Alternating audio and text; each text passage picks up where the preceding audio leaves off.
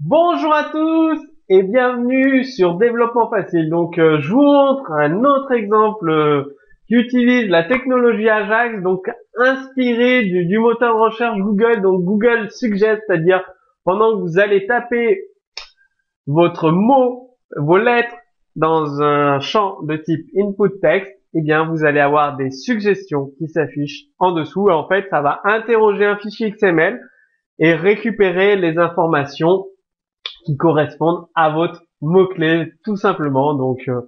On va passer à la pratique. C'est ce que je vous ai dit. Pendant la saisie utilisateur, le champ de saisie propose des suggestions de valeurs. Et donc, ça va être une page web où l'utilisateur saisit un nom de département. Et en fonction, s'il tape le A, on va lui proposer N, Allier, etc.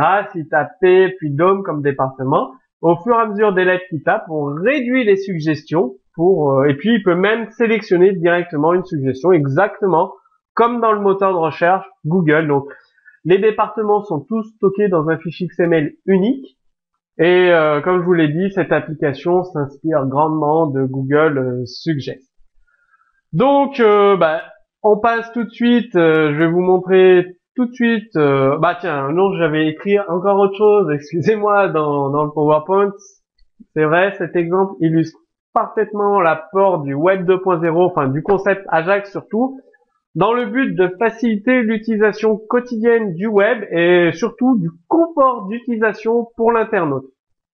Donc, comme je vous l'ai dit, cette application comporte un fichier XML avec la liste des départements, un fichier HTML avec le champ input text tout simplement, un fichier JavaScript qui interroge le fichier XML, qui récupère la liste de tous les départements et les filtres et les affiches dans un menu déroulant. Et il y a une feuille de style CSS qui s'occupe de la présentation de ce menu déroulant, tout simplement. Je vous montre le code source. Donc le fichier XML qui est assez grand, énorme, il contient les départements français. Voilà, Jura, Landes, Loire-et-Cher, l'Oise, Haute-Savoie, Seine-et-Marne, les Yvelines, etc.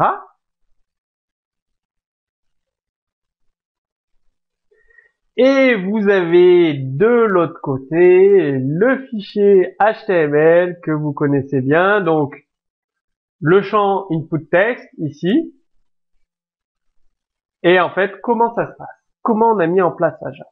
Eh bien, dans le JavaScript, au chargement de la page, on appelle la fonction JavaScript initAll qui va,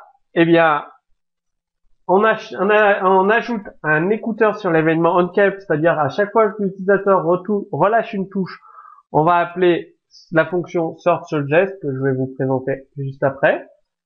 Et donc ça, c'est la mise en place du concept Ajax. C'est-à-dire là, on va créer l'objet XML HTTP request. On récupère le fichier XML directement. On récupère tous les items. Donc items, c'est tous les départements, tout simplement. Tous les départements sont récupérés. Et ensuite, on récupère tout ça dans un tableau. C'est-à-dire, on va créer un tableau, là, le tableau à département, qui est ici. On va créer un tableau avec tous les éléments récupérés du fichier XML. Tout simplement. Donc là, bien évidemment, gestion du cache. Donc, source success, qu'est-ce que ça fait? On récupère le formulaire, la valeur. Là, on change le style. Et si l'utilisateur a bien saisi une chaîne de caractères ici, on va faire un inner HTML, c'est-à-dire on teste le département et on fait un inner HTML pour lui afficher des suggestions dans une pop-up. On écoute l'événement onClick, c'est-à-dire si l'utilisateur clique sur un département de la pop-up, ça le complète directement ici, tout simplement.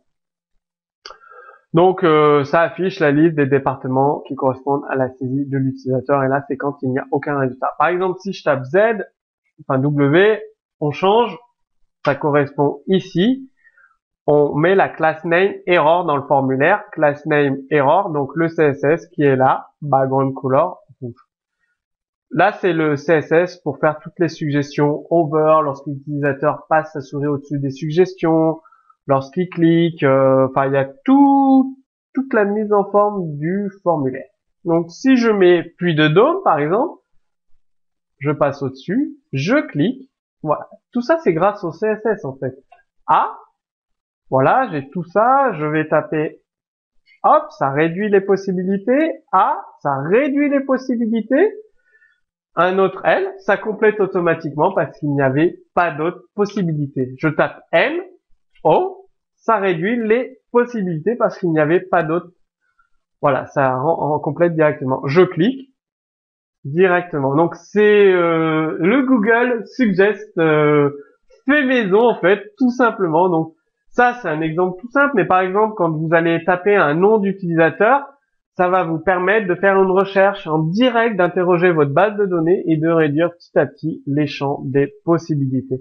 Et vous voyez que le code reste relativement simple puisqu'on a créé un tableau avec tous les départements.